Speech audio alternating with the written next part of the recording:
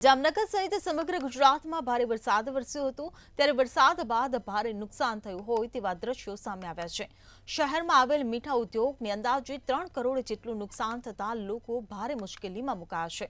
જામનગરના એકમોમાં પડેલું 30 થી 75% મીઠું ધોવાઈ ગયું છે, જેના કારણે નુકસાનીનો સર્વે કરવા ઇન્ડિયન સોલ્ટ મેન્યુફેક્ચરર્સ એસોસિએશન દ્વારા મુખ્યમંત્રીને રજૂઆત કરવામાં આવી છે। बी पार्ट कारखाना जो है उसमें पूरा पानी आ गया, जिससे कि मेरा 20 क्रिस्टलाइजर एरिया जो है जिसमें नमक बनाते हैं वो पूरा डूब गया। इधर मेरा जो है सो जो नमक पड़ा हुआ था 15,000 टन, उसमें से करीब करीब धुल गया। हाँ, थोड़ा बहुत बचा है, बाकी में जो है सो पूरा हो गया। वो अभी साफ सफाई कराने में और पारा का नुकसान जो हुआ है उसको जोड़ने में या फिर से बनाने में हमको कम से कम 1 करोड़ रुपया का खर्चा है।